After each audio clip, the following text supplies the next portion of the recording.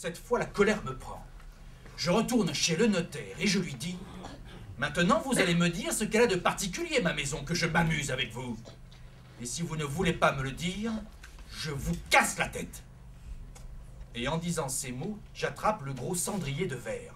Alors les contes dits du bout des doigts sont nés de la volonté de faire des lectures agrémentées, on va dire, et comme on avait déjà expérimenté l'intérêt que les enfants prenaient à la langue des signes, puisqu'elle a un côté très ludique, très théâtral, donc on a associé lecture et langue des signes pour que la langue des signes permette aussi d'éclairer des textes qui n'étaient pas forcément évidents pour les enfants, donc du fait d'incarner les mots dits, ça prenait corps, ça donnait une image concrète aux enfants et ça les faisait rentrer plus dans l'histoire. Je signe et je lui rends le papier en lui disant « Ça va comme ça ?»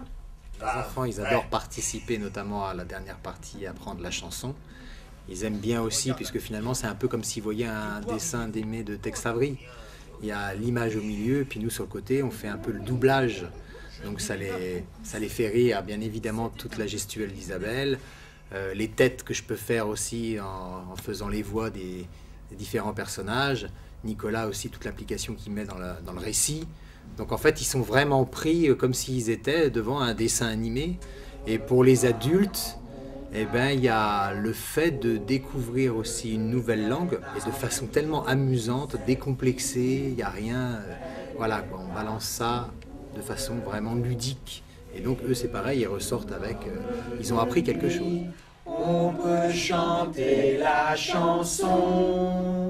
Sorcière, sorcière, prends garde à ton derrière.